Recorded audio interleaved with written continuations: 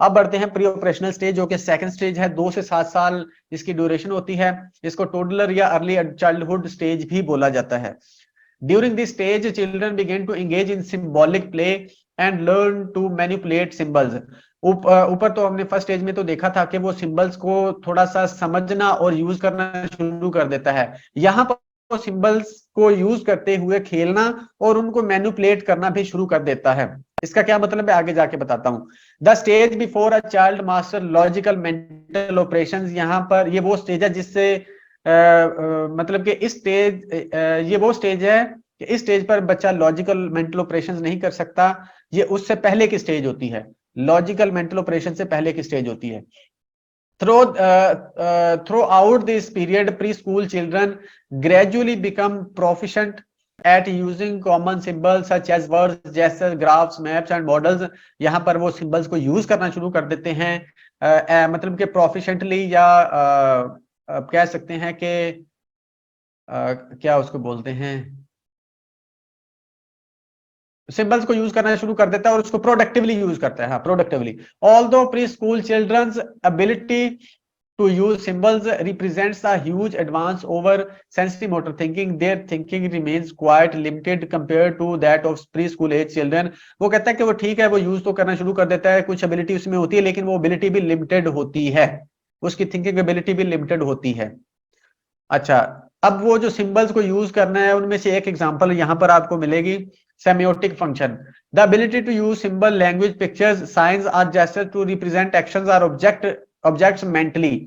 Symbols को use करना different objects को या बिहेवियर्स को रिप्रेजेंट करने के लिए, मिसाल के तौर पर he thinks broom is a horse and pretend that he is riding the horse by his action।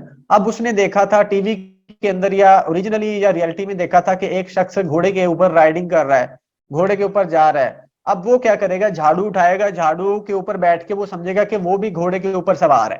ठीक है, इस तरह से वो सिंबॉलिकली बिहेवियर शो कर रहा होता है। ठीक है, मेंटली तौर पर वो यही समझ रहा है, रिप्रेजेंट कर रहा है कि मैं घोड़े पर बैठा हुआ हूं। अच्छा, उसके बाद एक और चीज होती है इस जगह पर जिसको बोलते हैं egocentrism. Egocentrism refers to young children's difficulty in seeing the world from another's viewpoint।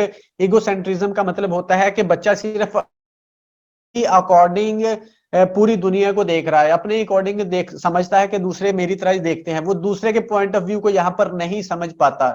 Ego से ही आपको थोड़ा सा सेंटर से, मतलब कि मरकज, और ईगो का मतलब है खुद को ही समझना कि मैं ही सही हूं, या मैं जिस तरह से मैं समझता हूं वैसे सारे समझते हैं। इसका मतलब होता है inability to understand another person's view और opinion may be different than their own. अब वो ये नहीं समझ पाता कि दूसरों का ओपिनियन उससे मुख्तलिफ हो सकता है, उसमें ये एबिलिटी नहीं होती। Assuming that others experience the world the way you do. आप ये समझ रहे होते हो कि दूसरे भी उसी तरह से एक्सपीरियंस करते जैसे आप करते हो। It does not mean selfish. इसका मतलब सेल्फिश होना नहीं होता, इसका ये मतलब नहीं होता कि वो सेल्फिश होता, उसके पास ये एबिलिटी नहीं होती कि वो समझ सके। इसके एग्जांपल से समझाता हूं मैं, पहले थोड़ी सी इसकी एक्सप्लेनेशन देख लेते हैं। When youngsters stubbornly cling to their own way, they are not simply being contrary, instead pre-operational children do not comprehend। अब वो वही वाली बात कर रहा है जो मैंने ऊपर बात की है कि वो सेल्फिश नहीं होता, उसको पता ही नहीं होता। वो कहते हैं कि वो मुखालफत कर रहा है, इसका ये मतलब नहीं है कि वो जानबूझ के मतलब वो जिद कर रहा है, बल्कि इसका मतलब ये है कि उसको पता ही नहीं है, वो डिफरेंशिएट ही नहीं कर पा रहा चीजों को, वो अंडरस्टैंड ही नहीं कर पा रहा कि मेरे से डिफरेंट भी हो सकता है। एग्जाम्पल देते हैं। Suppose for example you ask the preschooler. अब ये नीचे फिगर है हमारे पास,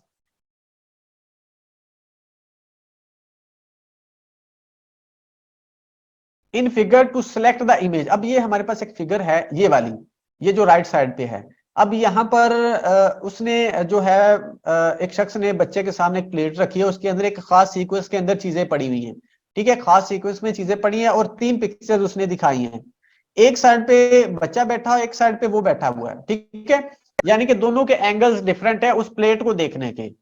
एंगल्स क्या आपने देखना है या डायरेक्शन को देखना है कि दोनों की डिफरेंट है। तो अच्छा, अब देखते हैं ये मतलब कि इसका एक्सपेरिमेंट का क्या नतीजा निकलता है। To select the image that shows how the objects on the table look to you. वो कहता है कि आपने पिक्चर में से वो पिक्चर सिलेक्ट करनी है कि जैसे आपको ये प्लेट नजर आ रही है। Most will select the drawing on the far left. बच्चा ज्यादातर ये जो लेफ्ट साइड पे है ये सिलेक्ट करता है, ये जो लेफ्ट साइड पे है पिक्चर के अंदर ये सिलेक्ट करता है। अच्छा, select the drawing for left which shows how the objects look like to the child. ये शो करता है कि बच्चे को कैसे नजर आता है, rather than the drawing on the far right, बजाय इसके कि वो राइट साइड वाली सिलेक्ट करे। ठीक है, ये जो राइट साइड वाली ये नहीं सिलेक्ट करता, वो लेफ्ट साइड वाली सिलेक्ट करता है। इसकी वजह क्या होती है? Preoperational youngsters evidently suppose that the mountains are seen the same way by all, they presume that there is the only view rather than one of many conceivable views। बच्चा ये समझ रहा होता है कि चीजों का सिर्फ एक ही व्यू है, यानी कि एक ही एंगल से चीजें पूरी दुनिया को नजर आ रही होती हैं। वो एंगल वही होता है जिस एंगल से वो खुद देख रहा होता है। इसकी एग्जांपल नीचे दिखाता हूं। ये प्याजे बैठा है, ये बच्चा बैठा है, उसने 3 पहाड़ियां बना दी, 3 माउंटेन्स बना दिए। उसने अपनी साइड पर रखा माउंटेन बड़ा, जो बच्चे की साइड पर माउंटेन उसने छोटा बनाया। अब बच्चा क्या समझता है? बच्चा ये समझता है कि ये जो मुझे नजर आ रहा है ना, ये छोटे वाला माउंटेन पहले है, फिर उससे बड़ा है, फिर उससे बड़ा है। वो समझता है कि पूरी दुनिया इसी तरह से देख रही है इन तीनों माउंटेन्स को। वो ये नहीं समझ रहा कि अगर कोई राइट साइड से देखेगा, इस साइड से देखेगा तो वो डिफरेंट नजर आएगा, इस साइड से देखेगा तो वो डिफरेंट नजर आएगा, अगर प्याजे की साइड से देखेगा तो वो डिफरेंट नजर आएगा। बच्चे को ये अंडरस्टैंडिंग नहीं होती। ठीक है, अब इस पिक्चर से आपको समझ आ जाना चाहिए कि वो ये समझ रहा होता है कि जिस एंगल से या जिस डायरेक्शन से चीजें जैसी मुझे नजर आ रही हैं पूरी दुनिया को वैसे ही नजर आती हैं। वो दूसरे का पॉइंट ऑफ व्यू को नहीं समझ पाता कि वो डिफरेंट हो सकता है। ठीक है, इस एग्जांपल से समझ आ गई आपको ईगोसेंट्रिज्म की?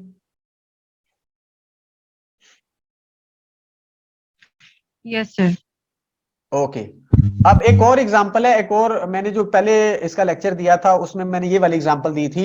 इस ये पर्सपेक्टिव भी हो सकता है, लेकिन जो ज्यादा पर्सपेक्टिव ज्यादा अपीलिंग है वो ये वाला है जो मैंने प्याजे वाली एग्जांपल दी है और ये वाली टेबल वाली एग्जांपल दी है।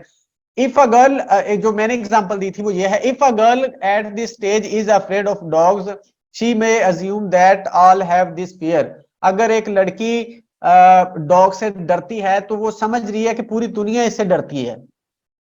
ठीक है, अगर वो समझती है कि मतलब उसको डॉग से डर लगता है तो वो ये समझ रही होती है कि पूरी दुनिया को इससे डॉग से डर लगता होता है।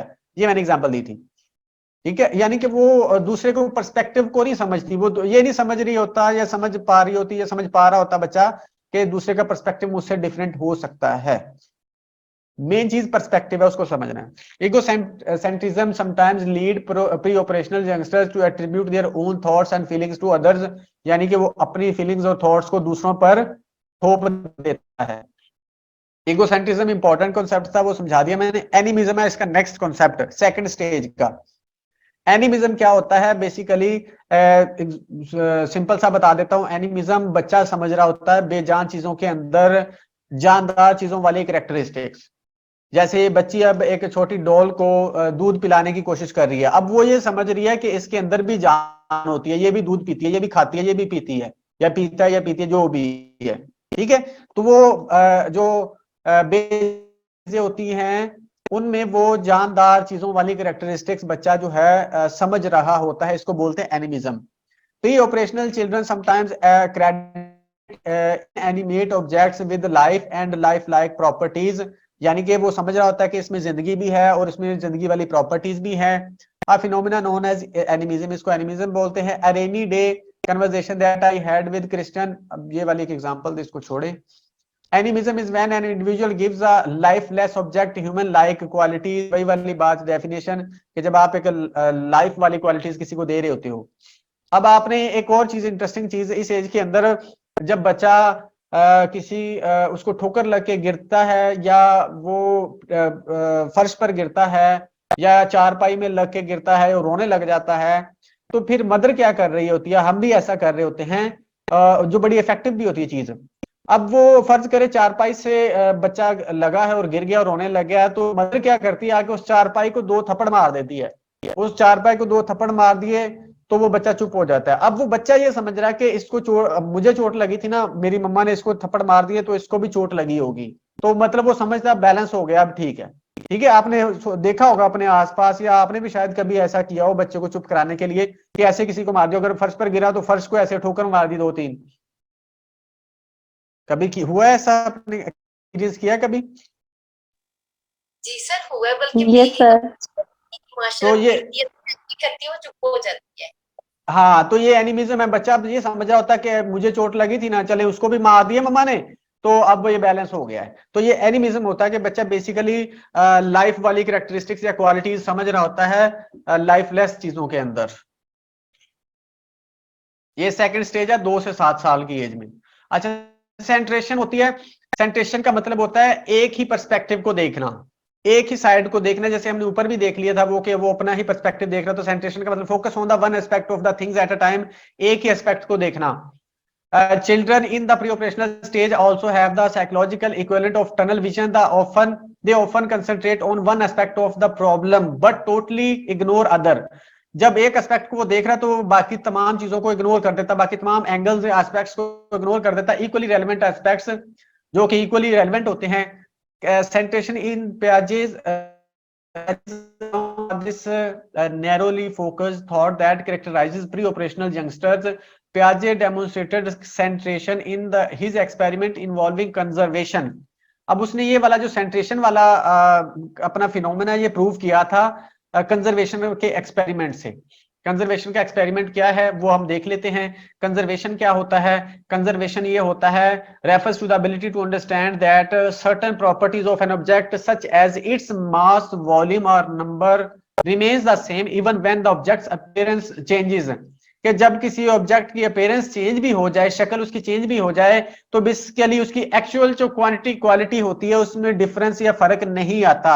इसको बोलते हैं कंजर्वेशन। यानी कि इस चीज को समझ लेना कि उसकी अपीयरेंस चेंज होने से, शक्ल चेंज होने से उसकी क्वालिटी या क्वांटिटी में फर्क नहीं आता, वॉल्यूम में फर्क नहीं होता। इसको कंजर्वेशन कहते हैं। मिसाल के तौर पर बच्ची के सामने आपने 2 गिलास रखे, 2 बराबर गिलास रखे, एक जैसे उनमें पानी डाला। आपने बच्ची से पूछा जी इन दोनों में किस में पानी ज्यादा, वो बोलेगी दोनों में सेम है। लेकिन एक गिलास आपने ये चौड़े वाला ले लिया यानी कि खुले वाला, और एक गिलास आपने नैरो ले लिया। ठीक है, नैरो और लंबा गिलास ले लिया। अब उस वही सेम पानी आपने डाला, ये सेकंड पिक्चर के अंदर देखे सेंटर वाली, वही सेम पानी आपने डाला उस लंबे वाले गिलास में जो नैरो है, पतला है, उसमें डाला आपने। तो वो पानी जो बड़ा गिलास है, चौड़ा गिलास है, उसकी सतह से ऊपर हो गया। बड़े गिलास वाली जो है यानी कि जो लंबा गिलास है उसकी जो उसमें पानी सतह ऊंची हो गई, दूसरे में नीची हो गई। अब अगर आप बच्चे से पूछोगे किस में पानी ज्यादा है, या अब ये बोलोगे कि दोनों में से कौन सा पानी ज्यादा है, तो अब वो फौरन ये वाला बोल देगा जो जिसमें पानी की सतह ज्यादा होगी। अब हमें अगर हम एज अ मेच्योर देखें तो हमें पता है कि वो पानी की मिकदार तो सेम है। वो मिकदार ऊपर इसलिए चली गई है, पानी की सतह लेवल इसलिए ऊपर चला गया कि वो पानी जो गिलास है वो नैरो है। ठीक है, वो चौड़ा गिलास नहीं, वो नैरो इसलिए ऊपर चला गया। लेकिन ये जो 2 से 7 साल का बच्चा ये नहीं समझ पाता।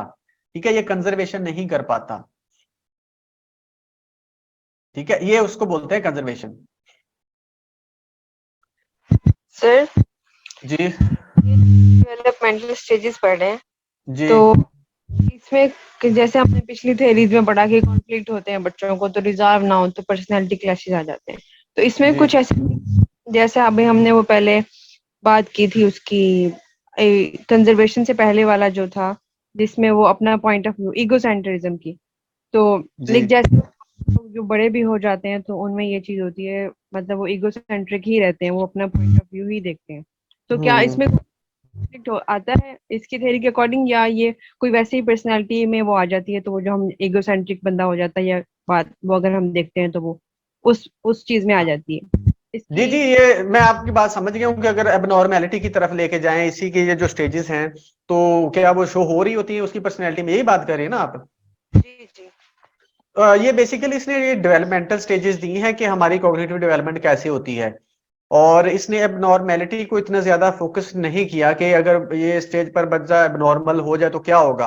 हाँ, ये उसने बात बोली है कि ये जो स्टेजेस हैं, हो सकता है कि कोई बच्चा ये जो कंजर्वेशन है ये 7 साल से पहले अचीव कर ले। ठीक है, यानी कि ये जो हम कह रहे हैं कि बच्चा जो ऊपर 2 साल की एज वाली हमने देखी है, ये एनिमिज्म है। हो सकता है कि ये हम कह रहे हैं कि एनिमिज्म बच्चा 5 साल में नॉर्मली मतलब कि अचीव करता है, इसको समझ लेता है कि एनिमिज्म बेसिकली बेजान चीजों में जान नहीं होती। हम नॉर्मल ये कि 5 साल की एज में समझता है, लेकिन वो ये कहता है कि हो सकता है कि कुछ बच्चे लेट समझे और हो सकता है कि कुछ बच्चे जल्दी समझ लें। ये उसने बोला है, एबनॉर्मेलिटी या नॉर्मल से हट के जो बात की है, ये वाली उसने बात की है। जो आप कह रहे हो ये मैंने नहीं पढ़ी कि उसने एबनॉर्मेलिटी या एबनॉर्मल बिहेवियर वाला कोई पहलू टच किया हो, ठीक है, या उसने शो की बोला हो कि ये वाला अगर इस तरह से नहीं होगा तो उसके बड़े होके भी ये वाली चीज शो हो रही होती है। उसने ये चीज को नहीं कहा, यहाँ पर जिक्र नहीं किया उसने। मतलब इसमें सिर्फ एज टू एज जो उसने माइलस्टोन अचीव करने हैं उसके बारे में कहा है, बाकी वो ये जो आप जी जी जी, ये माइलस्टोन अचीव करने की बात कर रहा है कि ये किस तरह से कर रहा होता है। हाँ, एज आगे पीछे हो सकती है, वो ठीक है। उसने भी बोला है कि ये कोई बच्चा हो सकता है जल्दी इसको अचीव कर ले या लेट अचीव कर ले। ठीक है। वो इसका कहना था कि ये बच्चा ना यूनिवर्सली ये यूनिवर्सल थ्योरी है, ये कहता था ये जो स्टेजेस है ना ये यूनिवर्सल हैं, हर बच्चा इसी तरह से डेवलप करेगा। ये बेसिकली अंडरस्टैंडिंग टू इन्वायरमेंट है ना, अंडरस्टैंडिंग टू वर्ल्ड है। तो हर बच्चा अंडरस्टैंडिंग अपनी रखता है वर्ल्ड के अकॉर्डिंग, ठीक है। हो सकता है कि एक बच्चा जो आपने नॉर्मेलिटी की बात की, हो सकता है कि एक बच्चा 20 साल की एज में जाके भी इस वाले कॉन्सेप्ट को, कंजर्वेशन वाले कॉन्सेप्ट को ना समझ रहा हो, ठीक है। तो ये भी तो एक नॉर्मेलिटी हुई ना। तो वो जो आप कह रहे हो वो जो सेंट्रेशन वाली, हो सकता है कि वो 20 साल की एज में भी बच्चा ना समझ पा रहा हो। तो वो तो बात ये कहता है कि हो सकता है कि एक बच्चा लेट जाके अचीव करे, हो सकता है कि एक बच्चा बहुत जल्दी अचीव कर ले। तो इस हद तक तो एबनॉर्मेलिटी समझ आती है इसकी। ठीक है सर। अब ये हमने पानी वाली एग्जांपल देख ली है, ग्लास वाली। कुछ और एग्जांपल्स भी अगर इस तरह से आप लाइनें बनाएंगे ना तो भी वो उसको कंफ्यूजन हो जाएगी। अगर इस तरह से मास यानी कि मिट्टी के दो मतलब के गोले आप लें, एक को आप गोल कर दे, दूसरे को आप वैसे मतलब कि गोल ना करें, वैसे कुछ और बना दे, तो वो कहेगा कि ये ज्यादा है, जो आपने मतलब गोल वाली कम है, जो दूसरी ज्यादा है, ठीक है। तो वो मतलब कि उसका जो उसके सामने जो प्रेजेंट मूवमेंट में नजर आ रहा होता है उसको फिजिकल जो एबिलिटीज हैं उसको देख रहा होता है वो। अच्छा, nevertheless pre operational children claim that tall thin glass has more, वही वाली बात है कि किस तरह से वो करता है। अब वो कहता है व्हाट हैपनिंग हियर प्याजे pre operational children centre on the level of the juice in the glass, कि वो कैसे हो रहा है। वही वाली हमने बात की कि वो पतले ग्लास को समझ लेता है कि ज्यादा पानी है और दूसरे को समझता है इसमें कम है। अब यहाँ पर रिवर्सिबल थिंकिंग की बात भी है, जो लास्ट कॉन्सेप्ट है स्टेज का, reversible thinking, thinking backward from the end to the beginning. अब यहाँ पर बच्चा जो है रिवर्सिबल थिंकिंग नहीं कर पाता, रिवर्सिबल थिंकिंग नहीं कर पाता इस स्टेज के अंदर, 2 से 7 साल की एज के अंदर रिवर्सिबल थिंकिंग उसकी नहीं हो रही होती।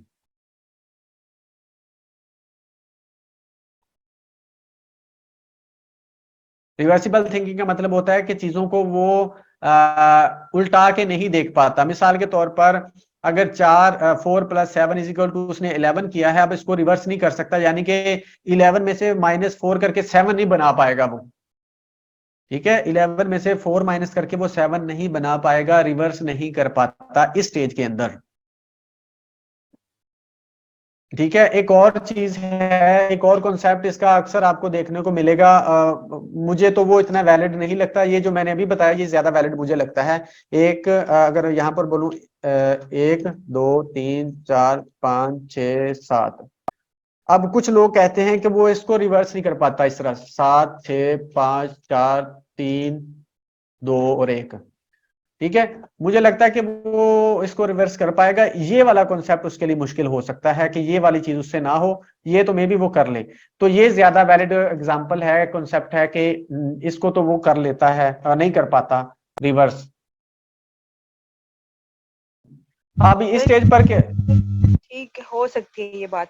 जैसे आप जो इसकी देखिए, आपने ये नंबर्स की बात की है, तो ये वर्ड अटर करने के हवाले से बात है ना, जब बच्चे लिख भी रहे होते हैं। अब जैसे जैसे हाईली उसकी कोई एबनॉर्मल कैफियत होती है तो बच्चे डिसलेक्सिया का शिकार हो जाते हैं, तो उसकी जो जी माइल्ड फॉर्म होती है, बच्चे बी डी और इस तरह के लफ्जों को रिवर्स नहीं कर पाते हैं। बी लिखा है तो वो डी की जगह पे भी बी लिख रहे होंगे, ऐसे या ही है, बिल्कुल बिल्कुल ऐसे ही है।